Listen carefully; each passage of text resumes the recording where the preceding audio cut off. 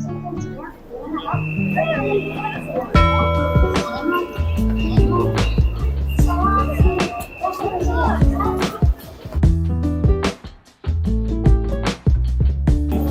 good morning everybody. It's already, actually, 11 na. Okay, tumigil kami dito sa Kantong Bakery. Doon lang kami nakatira, oh. Ayun lang. Doon. Every morning kasi, nakikita namin ni Paul na may pila dito. Tapos hindi namin alam kung ano yung binibili nila. Eh ngayon, walang pila. Tapos papunta kami dito. Di ba nahilo kayo? Nahilo din ako. Papunta kami dito.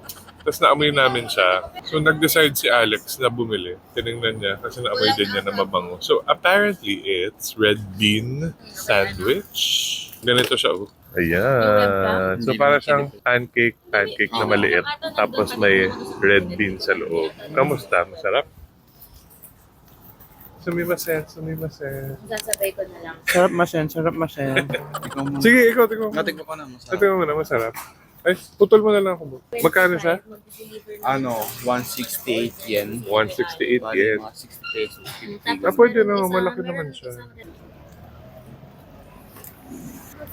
Ah, masarap.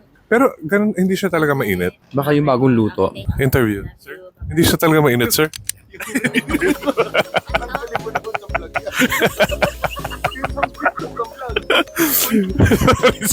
Sorry, sir. Take two, sir. Take two.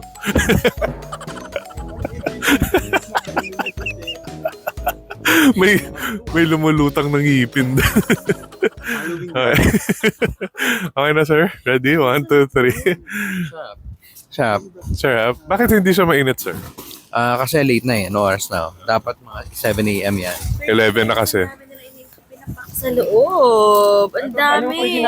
Init naman sa Ang dami pang pumapasok. Ay, hindi sila pumasok. Lumabas din sila. Fake news. So yan, in-explore lang namin tong bakery na to. Kasi papunta talaga kami dun. No? Ano ba yung mic ko lumilipad?